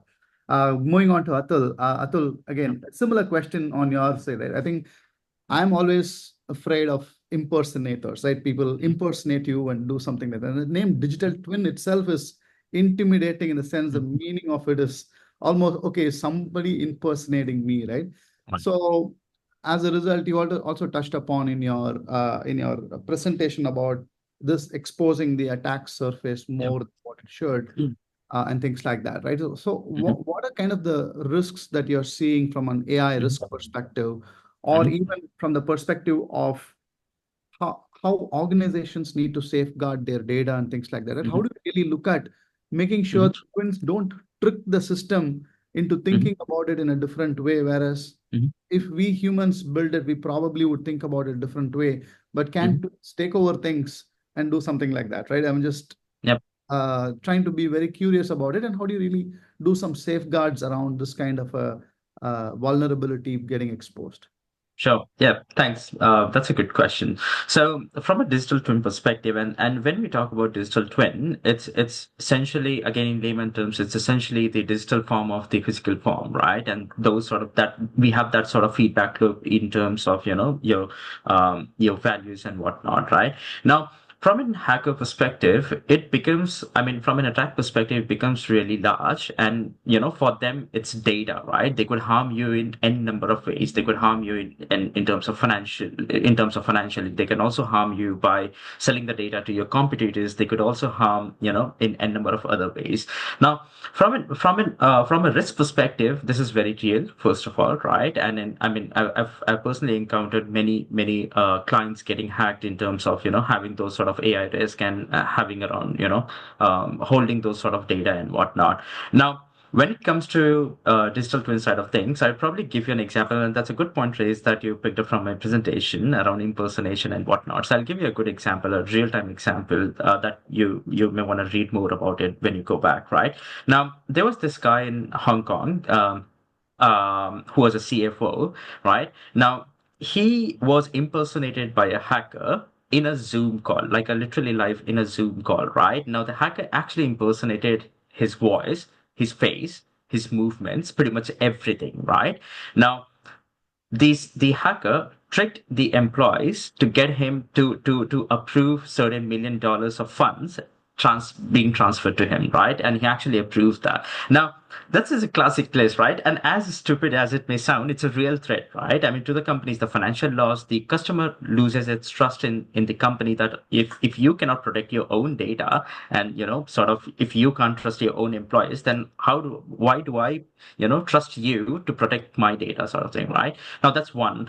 The other classic example was a North Korean hacker getting hired by a legit company, right? Now, this guy impersonated a US based employee, US based person, and it was an identity theft. And the North Korean hacker was really smart enough to actually impersonate each and every detail about the person. And he tricked him being a prospect employee, and he actually got hired, right? And you could see the flaw in the company's hiring process itself, right? But it was bold of the company to actually come out and accept the mistake and whatnot, and be stringent in terms of more stringent in terms of deploying tools, technologies, and have a good people process technology that I spoke of earlier, right? Now, when we talk about safeguarding these sort of risks, because AI is a big deal right now, right? And this is used for a number of things, including digital twins, right? Now, when it comes about safeguarding the data, it's really important from a digital twin perspective, since the data it goes into a feedback loop. That means the data is in transit, right? The data is moving, right? And it's really important to encrypt that data so that even if I as a hacker, sniff the data when it is in transit, I would not be able to make sense out of it, right? Now, there are many encryption technologies out there in the market when the data is in transit, right? You have got TLS 1.2, TLS 1.3, you've got TLS, we use, how there's a green numpad, padlock when you visit a website.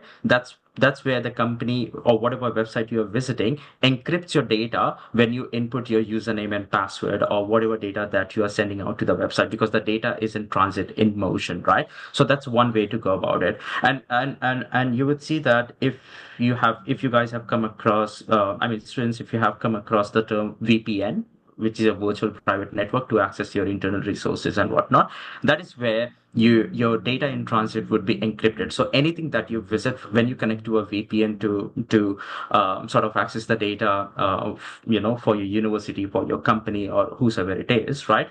Any data that goes out and that comes into your machine, in your laptop, gets encrypted while it is in transit. So even if the attacker gains the access to the data while it is in transit, which is essentially called as man in the middle attack, they would not be able to make sense out of it. So if I'm saying I need an apple, and it would be a bunch of numbers for the hackers, and it would not make sense to them at all, right? The other ways are next gen firewalls. So historically, the firewalls were designed to block certain traffic, internally to the company. And similarly, even our universities would have some sort of firewall to access your internal applications and whatnot, right? So historically, the firewalls were used to block certain traffics from certain ports and whatnot.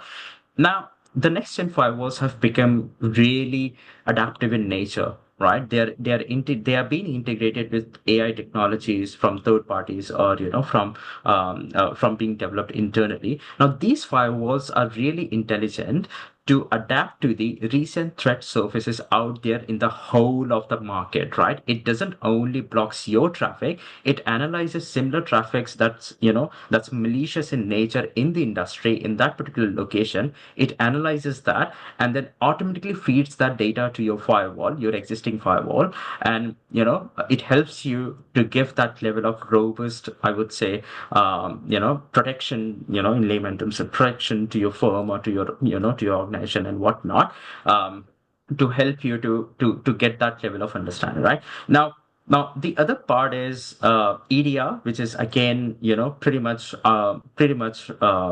trending out there in the market, which is known as endpoint threat detection and response.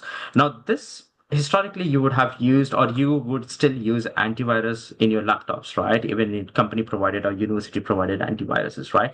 Now, those works on digital signatures, right? So imagine digital signatures as a set of database. So it's comparing apples to apples, right? So if there's an apple detected in your laptop, it blocks that because it gets compared with the database in the antivirus, right? And it blocks that. Now, the problem with that is the hacker would have new digital signatures every time, spinning up using AI in today's world, spinning up new digital signatures within the matter of seconds, right? And that's where it's really difficult for antivirus to update their database quite regularly, right? And again, as a security measure, you should be updating your antivirus because I did use to when I was in college, because it made my system slow. So please do update your software tools, antivirus or whatever it is, right? Now, coming back to the point. Now, these sort of AI tools that's coming out there in the market, and I've had a good chance to actually implement these tools for the organization.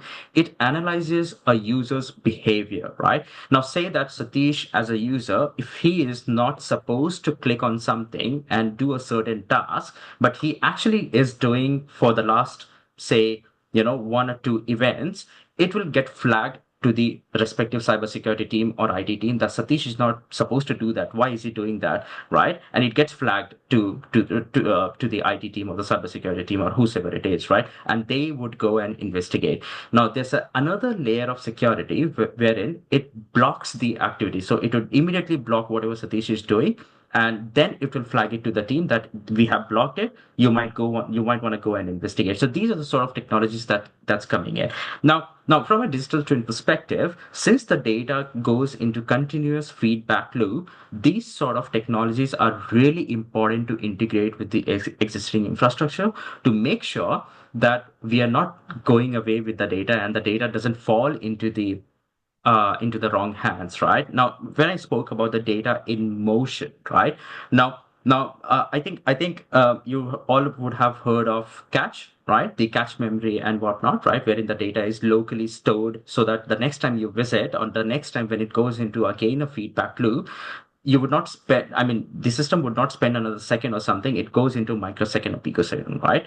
Now, these data are stored locally, and those are known as data at rest. We need to protect that as well, right? We need to protect data at rest as well. Now, the sort of encryption technologies that's there out in the market, it's AES 128, AES 256, which is pretty standard out there. And I'm not sure how many would have heard or actually used BitLocker in your computer. So that's actually protecting your data at rest, whatever you have it in your machine, right? So even if your laptop goes into the wrong hands, without the right decryption key, the hacker would have access to no data. They would have to destroy the hard disk. They cannot really do anything about it. So that's the safeguard mechanism around that. And coming to the AI risk, now there are two sorts of AIs out there in the market that's being used. The one is you actually develop your AI or LLM models, within yourself, which is a homegrown tool or in-house tool. The other one is that you actually use a third party sort of thing, right? Like Microsoft Copilot, you have Gemini, you have OpenAI, you have n number of other things, right? You use them. Now, these two AI comes with their own sort of risk. When you are making your own homegrown AI, there are risks related to ethics, biasness, right? It's not about technology, like I mentioned, right? Cybersecurity is not only about technology; it's people, process, and technology, right? Now, imagine AI giving you a biased output, right? And you making business decision completely on that output, right? So that doesn't really make sense. That's really the risk there. And when it comes down to the other side of things, right? AI tool being used from a third party and whatnot, right? And that's where you're sending out the data. You're making sure you are letting Microsoft, you're letting Google, or you're letting any third party to access your data to make sure that you have the right output, which is the AI stuff, right? Yeah, you Now, need to have a little bit more control on what data you want absolutely. to What extract. data that you want to give Right. it to, right? And that's where your consent would come into play. That's where your legal obligations would come into play. That's where your contracts would come into play. Now, some of the So, Atul, maybe if I Austrian. may pause a Mhm. little bit, right? Maybe I'll get Sure. into the Yeah, next part sure. of the Yeah, of course. Yeah, conversation, sure. which All right. we have 30 minutes just for a time check. Apologies for interrupting you. Yeah, no, that's all And right. there are Yeah. also questions on the chat that are coming in. Hmm. So both of you, Atul and Bala, when the other person is speaking, you can also feel free to respond on the chat itself to those questions. I think metaverse is an interesting one. Hmm. Yeah. I can't even perceive how that will work in that universe. But please feel free to take a look at that. I'll All move right. on to the next question around. So I believe the whole field of digital twins is a combination of multiple things, right? Which includes data science, which includes sensor technology, artificial intelligence, as you've been talking about. There's probably some good amount of high speed computing also, right? A lot of computing power is going behind all this stuff. So if I were a student at SRM, computer science or electronics department studying and listening about this conversation, do I have to be a superhuman? Do I have to be an Iron Man to or whatever, right? To be able to grasp all these things, technologies together to be able to really become somebody in the digital twin world, right? So what kind of advice do you have for students who are looking at this technology to see how they can build that expertise incrementally, right? Like what kind of tips, where should they start? Maybe we can keep the responses concise in terms of what are the top two, three things that students can do. And then that way it could be a great note taking for them to say, okay, this is what I need to start focusing on.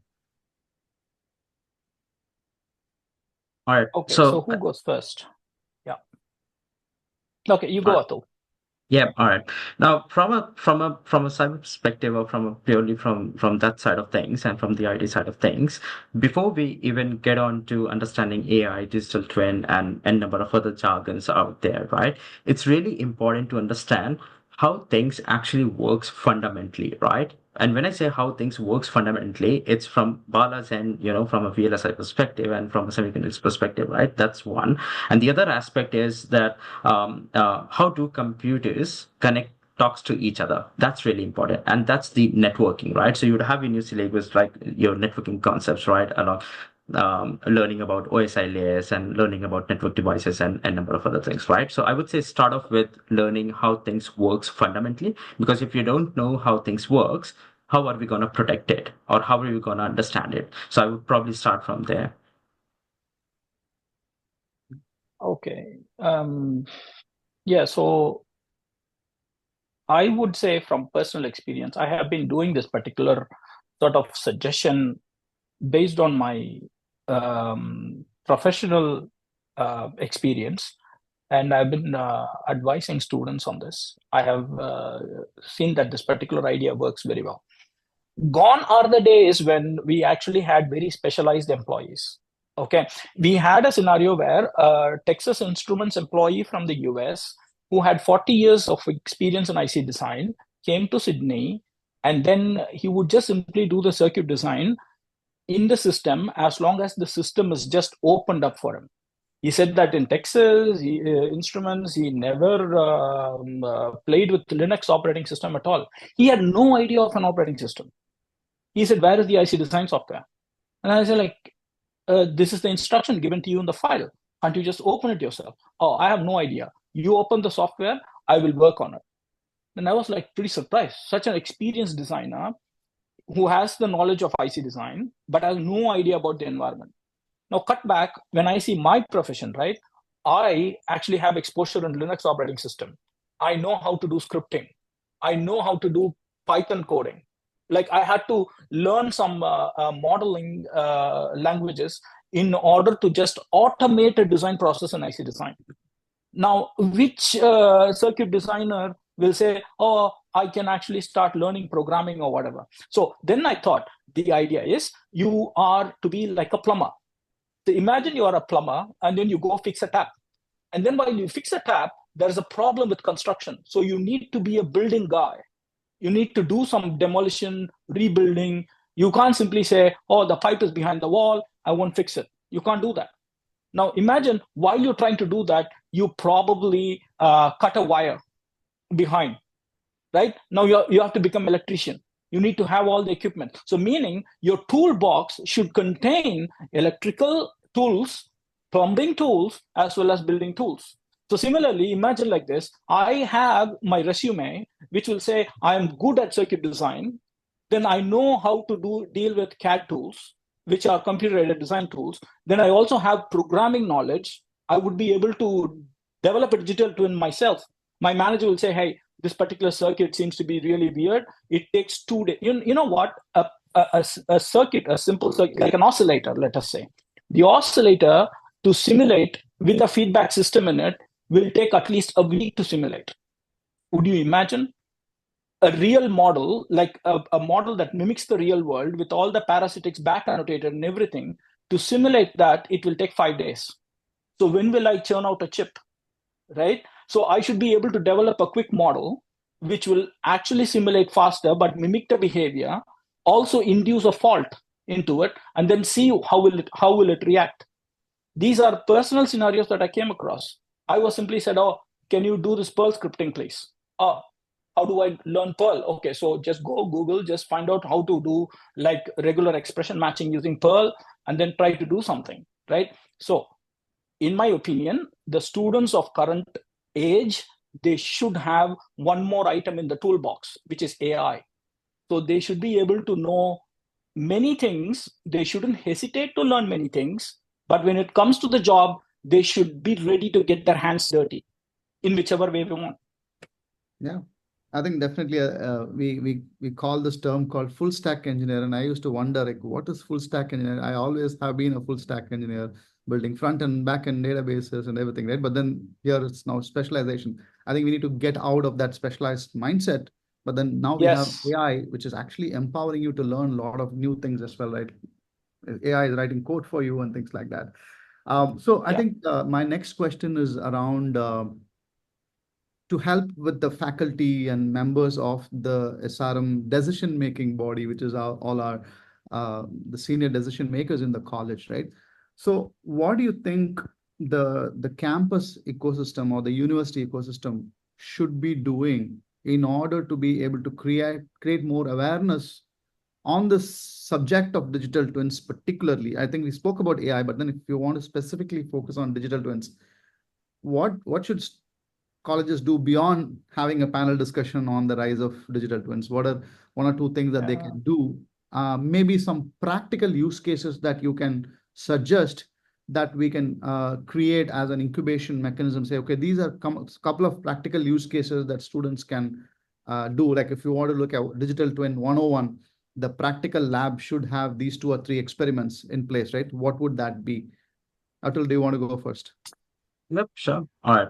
So again, from a tech perspective, and this is something I would say that it was not exactly a project, but this is something that I did it when I and along with my team members did when I was working with KPMG Singapore. So essentially, from a project perspective or from a practical exposure perspective, it's really important to, if we want to understand the digital twin side of things or in general the OT security and whatnot, it's really important to get your hands dirty, as Bala mentioned, right? So if we can build a project around, having sort of an ecosystem created, but a miniature sort of ecosystem wherein there are few systems that are connected to the internet. And this is something that I've replied to one of the questions in the chat, wherein, there are systems in the OT sort of ecosystem wherein it is air gapped, right? It is not connected to the internet. It is not connected to the local network, but the data gets fed into the entire system in certain ways, right? And there are ways to go about it, right? So when it comes to understanding digital twin, these sort of miniature projects would really help to get your hands dirty, but at the same time, you would not be spending much. I mean, when I say spending much, obviously you're spending much in terms of time, but not in terms of money.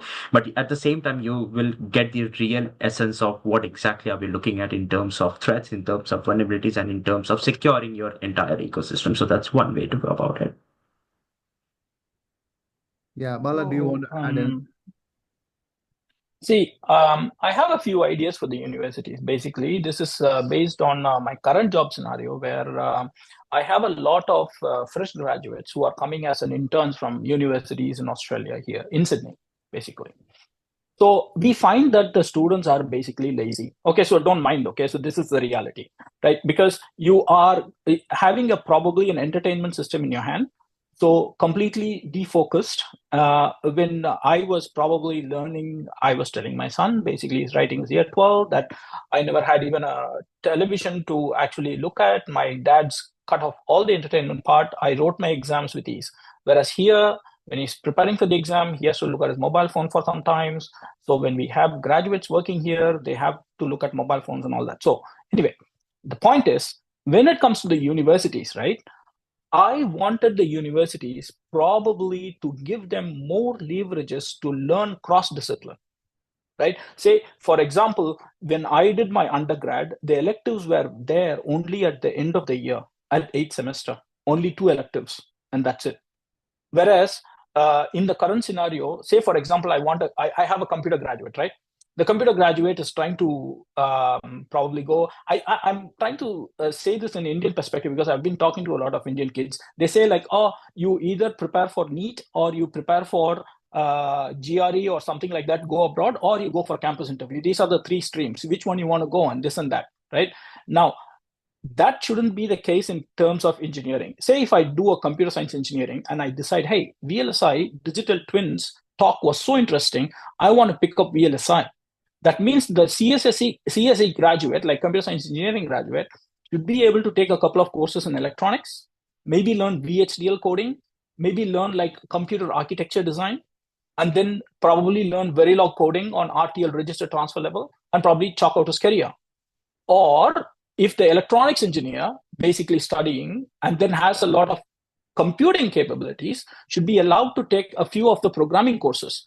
So meaning SRM being an independent university should be able to say, I have a pool of subjects where you can pick certain things and then probably you can chalk out your career in certain ways, right? So in Australian universities, this is true. Like they can take some subjects from some places, but what is so weird in universities in Sydney, I found out, was the Verilog coding is present in computer science engineering department, and a guy in electrical engineering will not be allowed to take a Verilog course, and that was weird. And I was like, how come? You have signal processing, you have electronics design, digital design, but the Verilog is actually a computer language, so therefore they pushed it into computer science programming. I had no idea how weirdness can be defined in Australia sometimes with the universities. It is there all over the world. So I'm not just complaining about Indian universities, but the broader mindset should be there as far as universities are concerned. Yeah, I think fantastic. I think it's I believe I've also encouraged the students on this chat, right, to be able to think of, okay, what are some of the use cases that you come across, and maybe build out a case to the college. Yeah. Should we set up like a digital twin lab? Should I set up some sort of a what do you say, a focus group around that topic, so that more and more conversations can happen on that topic, right? I'm sure Bala and Atul will be more than happy to come and address those forums as well. So I think starting something small could make it a very distinguishing feature for the campus tomorrow. Like tomorrow, let's say 2 years from now, if companies that want to hire engineers with talent on AI and digital twinning, they should think about SRM as the first option. What would you do, right? So I think this is an opportunity for you to seed that kind of a thought process within you, so that you can take that lead, and hopefully your juniors who are coming after you will also benefit out of that exercise. Fantastic. Yeah, so I kind of didn't address the exact point the last time, but I would try to tell you, sorry to barge in, Atul, I was trying to miss this particular point in the last conversation. I did a project like this. We had 3 people. I was a PhD student, there was another PhD student, and there was a master's student. We were designing a circuit that goes into an HDMI during PhD, right? Now, this particular circuit in HDMI, by one PhD student, it was entirely designed. The system was entirely designed in Simulink, in MATLAB. Okay, that's the modeling. My supervisor's idea in 2005, 2007 was the model that the PhD student designs using Simulink, right? Afterwards, the schematic level design must be designed by the master student of that particular Simulink. Then I try to do the layout, and then after the layout, I try to get the chip done and then simulate it after layout, right? Now he wants all the 3 levels of modeling to perform similar. So he wants to like back annotate. He had this idea, like we had this idea happening inside a university in a project, given an example circuit, 3 different people designing it, right? Now, if I apply something similar in SRM, right, I won't involve just one discipline student. I won't say like this is an electronics project. I would probably involve an AI in there as well. I will probably say, someone, can you actually, this is huge amount of data he's spitting out from the simulations. We have simulation data across temperatures, across process variations, across, say, voltage variations. Would you be able to get a meaningful outcome? Can you interpret the data? Can you apply data science techniques to interpret it such that, hey, this particular chip will not work when the temperature is cold? This chip will probably find a limitation when the voltage goes above certain point. So would you be able to find out these limitations, generate a model-based input, and then give it to the higher level model, and then see if the model is more enhanced such that it behaves more closer to the thing? So what is the use? Basically, if I want to do a complete SPICE simulation of the low-level circuit, right, it will take days. If I simulate the same thing in MATLAB, it will take minutes. But the minutes MATLAB result will not be accurate enough because it is not realistic. It is purely like a chalk drawn waveform on the blackboard. So I want to feed back that data. So you will have to involve cross-discipline kids into the team and probably take a bigger project and handle it. You involve various minds together and then probably handle a bigger projects. You can't simply be running inside a circle. I mean, you just got to come out of the circle. Yeah, very well said, Bala. We have a voting going on the Zoom chat if you guys want to participate. So I see it's an overwhelming no to the statement that says students are lazy. So, all right, cool. So maybe let me tee off to the next question. We have maybe 10 more minutes. I know it's already 10:30, about 10:30 for Bala and Atul. But so in terms of the advancements made in India in your respective fields, like Bala first, I'll take this for you. From your vantage point, how do you see India's progress in this field, right? Are we becoming, are we slowly becoming a leading force? Are we even becoming like an alternative semiconductor hub when compared to some of the Southeast Asian countries? And what kind of ingredients do we have that students can take as an inspiration to make India a world leader in the space? And similarly, after that, Atul, from your vantage point, cybersecurity space, what kind of advancements do you see India is making when compared to the rest of the global ecosystem? Do you want to go first, Atul? Or Bala, you can go ahead, Bala. I will go first. Okay. Yeah. So the news, like I said, probably Qualcomm is taking over Intel. Now the new Intel point is Apple. Apple developing its own processors is becoming more popular. Snapdragon is becoming better, right? So there is a huge amount of race on these particular front, right? Previously, when I graduated, the foundries were in Taiwan. Okay. Otherwise, it would be in Europe or in the US. Then somewhere around my profession, it became China. China, they saw a big shift from Singapore into China. Singapore actually had some foundries, but now Chinese foundries became like China gave up on semiconductor manufacturing, and probably the foundry shifted towards China because they found it cheaper, right? Now, the Chinese industry, I will tell you a very fun fact. I interacted with the person in the Chinese foundry, okay? There was a problem. I found that there was something wrong about the models that I downloaded. I said that there seems to be a bug in the models that you gave us. And would you be able to confirm that this is a bug on your end? So because I'm continuously seeing this on my end, I have no fault on my side. Can you change it? This particular person, he couldn't speak in English. He came over, he tried to explain. They had a Chinese counterpart in the US who translated what he said to me. Okay. So he translated from Chinese to English, and then I said in English, and he translated to Chinese, and he was trying to mediate between a technical person, two technical persons speaking two languages. Now I found that, okay, so this is the bug. And then I said, like, look, you did this, can you change it? They changed it. They gave me. You know what is the problem? When they changed it, they break something else. So when they broke something else, I came back again. Look, previously it was working. You fixed something. Now you broke something. Would you be able to fix it again? And then the third time I came, after he fixed twice, the third time the guy was fired. I was like literally shocked. Oh, I found two bugs and then one person lost his job. So that is the scenario in China, basically, right? There is a language problem.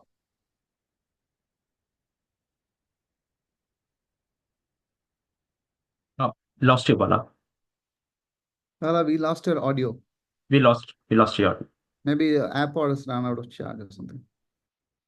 Oh, no. Yeah, it's fine now. It's fine? Yeah, it's fine now. Yeah. Okay, cool. So if you okay, so forget about the China story. The India story is more interesting. I'll start something where India is decided to invest in IC design in semiconductor manufacturing by setting up 3 IC manufacturing plants at various parts in India. Tata is involved. There is a plant in Assam. We can't even imagine. Assam, like Northeast, is getting a semiconductor hub. And then you have a plant coming in Gujarat and like Bangalore and things like that. Now, what is going on? By 2027, there could be a dearth of 30,000 engineers or 300,000 engineers, very special engineers in chip designing. I compare this to Australia, where Australia at one particular point of time was a desert for IC design. Like there was no IC design companies. Then the IC design companies came in, but they never had engineers. Okay, but imagine the similar scenario. If India invests in 2024 in semiconductor plants, imagine how many companies can crop up around the manufacturing areas, which will be in VLSI. Now, they have dearth of so many engineers to be anticipated in 2027. So we need to develop the super engineers I was talking about. It is in that context I said the students of current times, they should not hesitate to learn multi-talented tasks because they have so many online courses they have to equip themselves. So Indian scenario, it's actually like $15 billion being pumped into semiconductors in India.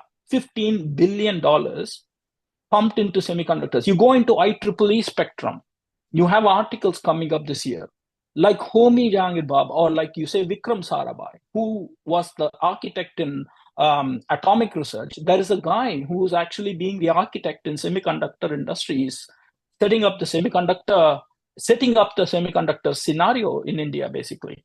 They are slowly building up from scratch. The world is turning back. So meaning SRM has all the potential to probably revisit courses, get consultations from abroad, try to enhance their courses, try to probably vitalize the students in a different angle as to what is expected in future. So it's quite positive, basically. Yeah, I think those are the good ingredients, right? The foundational educational system, the language aspects of it, as well as the advancements that the academic ecosystem is also going through. I think all three in put together, plus the influx of lot more corporates and companies who are doing this. That's Right? how we became a software service industry where we took over the complete software industry from China, because just because English was involved, right? We became better coders, right? So you could be the better chip designer if you have chip design servicing companies, or you have hubs or plants being set up. So if you have plants being set up, you have companies around it, which will probably design an intellectual property, send it to the foundry, get it manufactured. India is setting up the ecosystem. This was not existing.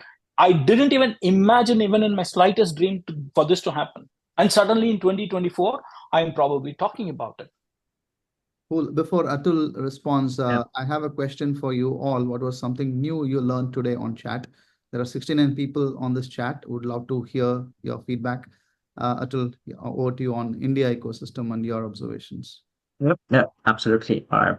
So I think I'll probably take two examples, very brief examples, to understand how cybersecurity is growing, and especially in the Indian market. Now, I'll take the first one, which is MFA, multi-factor authentication. I think most of you would be using in your Gmail or probably in your other online portals and whatnot, right? So you would see that there are many ways to go about the MFA, right? The first one is the SMS-based authentication, wherein you receive a SMS on your mobile. Now, we would essentially think our first thought would be that it's pretty safe in nature and whatnot, and I've set up MFA in my portal, and I've got an SMS and whatnot, and then that needs to be input to go further and from there, right? However, SMS is one of the weakest MFA mechanism, right? And this is something that whenever I talk to my clients in India, in Singapore, in Australia, in US, or wherever it is, right? Wherever I speak to them, most of them would be using that, right? However, they are ramping up their infrastructure. They are going away with MFA based, and they're bringing in something called your application based authentication, wherein you would see that if you have a Microsoft Authenticator, Google Authenticator, Duo, Okta, there are many companies out there, right? So once you log in into your account, instead of sending an SMS, it will send you a prompt on your mobile that, is this really you? Do you accept this, right? And once you click on accept, it will take another level of security wherein you put in your fingerprint, your face recognition, or your PIN number on your mobile, and then the authentication goes through. Now, more than that, there's another authentication mechanism which is coming in, which is called FIDO 2. That's a hardware-based authentication, right? You would have a physical device on your palm, and you would go through the authentication there, and that's only used for very critical infrastructure. I've seen companies here using for access to clinical trial data, healthcare data, any financial information, and so forth. Now, the point I'm trying to make here is that we are getting into an era where you have multitude of technological innovation. It's not just about Australia or any parts of the world. In Indian market, it's growing crazily. Now, I was reading this news, I think a few weeks back, wherein I'm sure how many of us would be aware of it. So there's something called India AI Mission. Now, India AI Mission is an initiative from the Indian government to invest $1.25 billion US dollars to make the most robust AI ecosystem in India. And that gives you a whole bunch of opportunities to upskill yourself, to get your hands onto your latest technologies and whatnot, right? And India is the hub for it, to be honest, right? Now, while sitting in Australia, most of our top tier clients who have like billion of dollars in revenue, they would have their technology centers based off India, right? Because they know that the people are really skilled there, right? That's one, and it's really affordable for them to outsource that, right? So that's another part. Now, that makes up the investment sort of perspective, right? That goes from an investment sort of perspective. The other side of the from an Indian market perspective, you would see that everything is going on the cloud, right? The organizations are moving away from the on-premise infrastructure, having typical servers, data centers within their office premises, but they're moving on to the cloud side of things. Now, moving to cloud is a different whole sort of different story. It brings you to new attack surface, new vulnerabilities, new threat actors, vectors, and whatnot, right? And that's where upskilling yourself in terms of cloud security becomes really prudent, right? And it creates a whole lot of opportunities from that sense. So I would say that, India is actually like really investing in cybersecurity side of things, and with latest technologies coming in, I think most of the companies based out of India, if they are not, they would outsource it to India to test these sort of technologies. So it brings a whole lot of opportunities for us to explore that avenue. Yeah, I think the cue that Atul is making is that all of you can actually find great jobs in India. You don't need to go abroad to find great jobs, right? Great experiences and everything. Yeah. Okay, cool. I think we're almost end of the call, but then I just wanted to ask one last uh, intriguing question, right? So I have heard this quote called "Everything you imagine is real," which means whatever you imagine, you can actually convert it into reality. And particularly in technology, we have that whole power, right? So it's rather a science fiction question to you both, right? Like, what do you think? Like, if you were a James Cameron or a Steven Spielberg, what do you think is happening in this world, and what would be your most fantasizing imagination of how a digital twin can perform in the near future or longer future, right? Like, what's a fantasy world that you want to live in where digital twins are really doing something like a sci-fi movie kind of an activity? All right, Paula, you want to go first? Yeah. Well, it's kind of, we probably want to get more interested. You know what? Actually, you saw when I saw Iron Man 1, and I was like, oh, damn, that's pretty cool. This guy is, engineer is so great, and things like that. Then afterwards, you see like Iron Man 3 or something like that, and later on, it's like, oh shit, I should be having an assistant like Jarvis, you know. You want to actually have that, but then suddenly one fine morning you have AI. Wow, that's great. But then you actually try to use the AI. It's heaps of money to pay for it and use it. Basically, if you want to use ChatGPT or Gemini, the free version is not that very perfected. The smart version is available in as a paid version, and you want to try using it. Say from that particular point, you probably want to go into a future. Say, for example, you want to create a digital twin of a human. Because when we're trying to talk about digital twins, it's not for chips alone. See, this is what I find the difference between electrical engineer or a mechanical engineer and a doctor. The doctor also operates on the machine, but he can't turn the machine off. Otherwise, the person is dead. Whereas the electrical engineer, mechanical engineer has the provision to turn the machine off so that he doesn't get electrical shocks or any mechanical shocks. And he operates on the machine, then he restarts the machine. That privilege is not available to a doctor. Anyway, now they apply this digital twin for medical industries. You want to get a mental behavior model. Imagine you have some digital twin for your own self. Then suddenly you have problems of identity. Now, who is who? Am I the digital twin, or is the digital twin someone else? I don't look like the digital twin, or have they? So you want to do all that. I would say you jump into an Avatar movie now. Say you have a digital twin, and what do you want to do with it? So probably send them to space. So maybe you probably explore planets, and then you have colonies with digital cells being set up, and then they explore, and then they try to find if they can habitat the particular planet or make the planet conducive for living under human conditions. I don't know, but I don't know how far it is. I didn't imagine in early part of my career for me to be talking using AI to create a presentation. I don't know. Maybe my son could be in that, because the mission to Mars is pretty much a reality right now. The Tesla space is like the Musk space is, SpaceX is probably actually very close to sending up a mission to Mars. We don't know how far are we, because the research work is always kept secret. But looking at the AI right now, what we have, it's a possibility. basically. I would say it can become really hot and really, but for public usage at present, it is not in a usable state. It's still under the research, right? Even the AI, I'm saying. So because there is a lot of cybersecurity issues we talked about, there is a big problem of identity theft. There is a big problem of intellectual property theft. So we have no regularities and like rules being placed and what to do, do's and don'ts, and we don't have that yet. So premature, but then I imagine like that to happen in another 20 years or something. Atul, All your right. fantasy.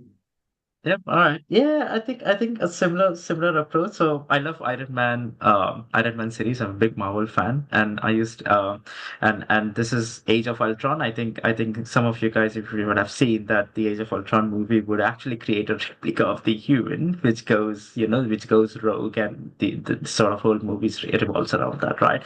So I think keeping that in mind, I would say that and Bala rightly pointed out that we are not there yet, but I don't think that we are not too far from that situation, right? I wouldn't say that creating exact replica of the human and whatnot, but we are still in the era wherein your voice could be replicated, your image could be replicated, your video could be replicated for that matter, right? And that's starting to happen, right? I told you about the Hong Kong's case, right? And there are multiple other cases, very similar to that, not exactly the same, but very similar to that, I would say.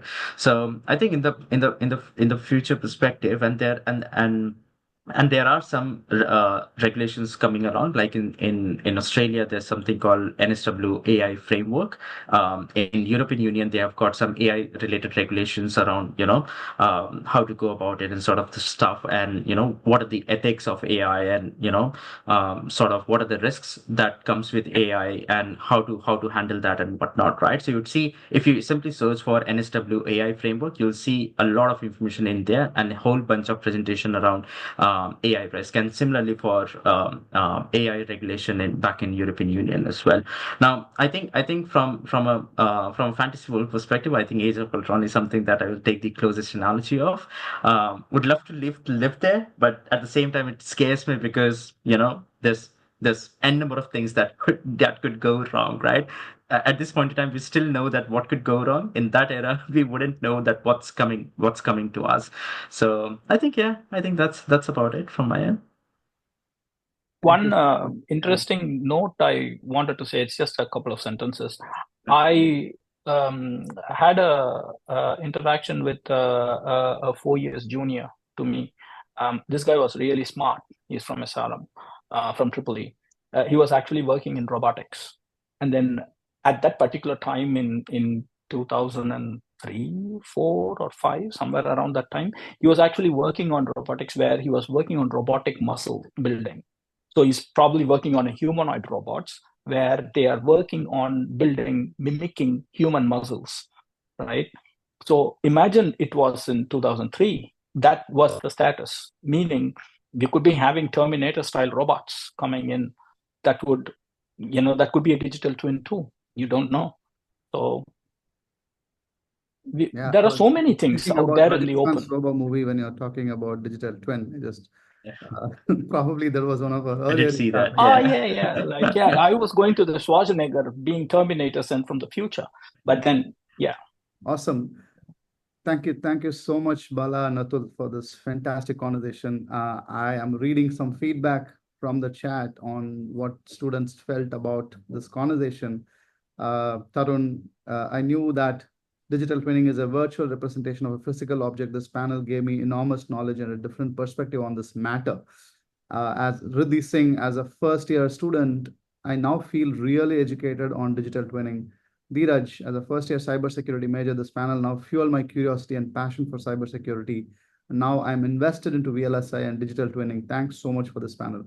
And a few other feedback I saw, right? I think it is fantastic, educational as well as insightful. More importantly, it has also been fun, right? I didn't feel like it was like a boring talk that you would otherwise see in a seminar. It was more conversational and more deep and technological as well, right? Thank you so much for your time, and over to the moderators to take this show forward.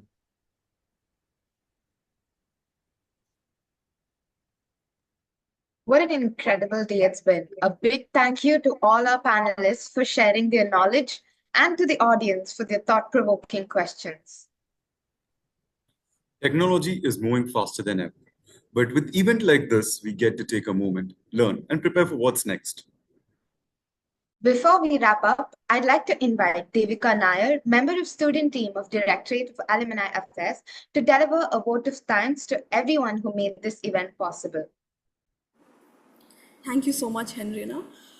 A very happy evening to everyone present today, the final day of SRM Global Tech Conclave 2024.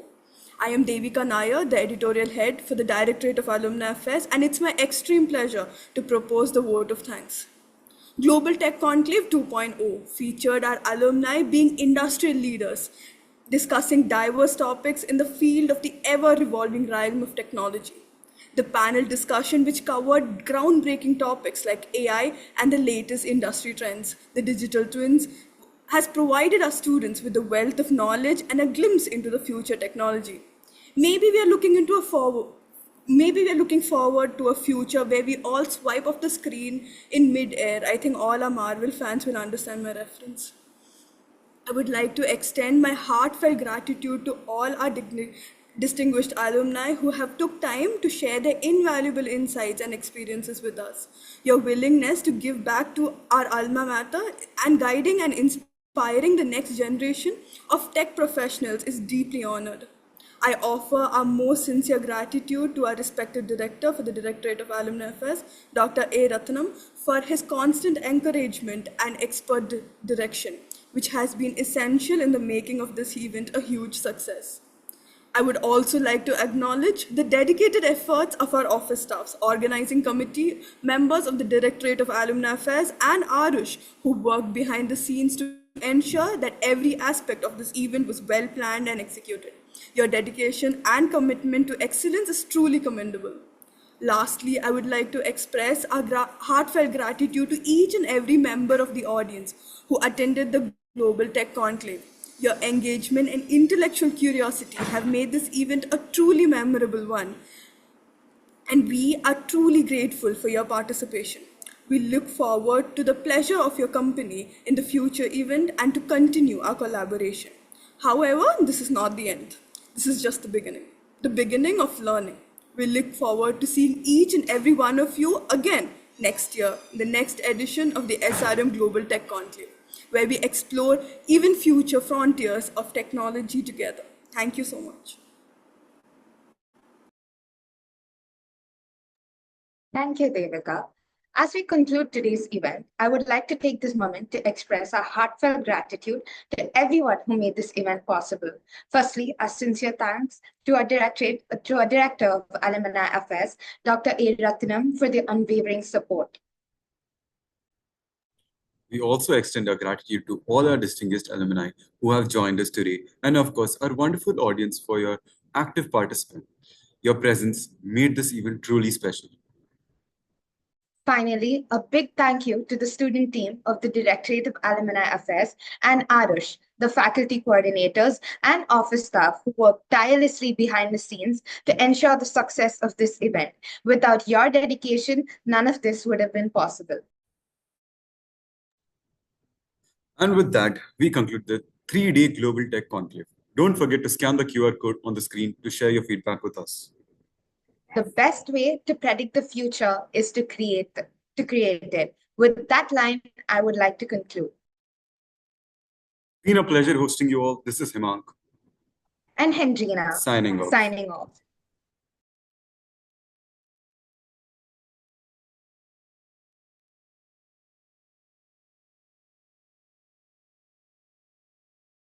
Satish sir and Bala sir, wonderful session. You enlighten the knowledge of students. They will start to explore and they would become like you. Thank you so much, sir. And one thing I would like to share, the university has introduced to do side by side along with the BTech to do some certificate courses and diploma courses. They are permitted to do. So some students are very much interested and they have joined too, sir. And one more request, if you are interested, you would become the board of study members of the university of your department or any department. So, thank you once again. Thank you, ma'am.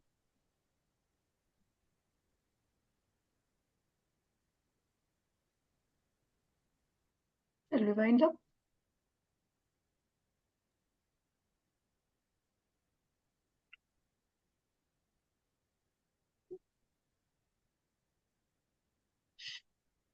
Shall we wind up?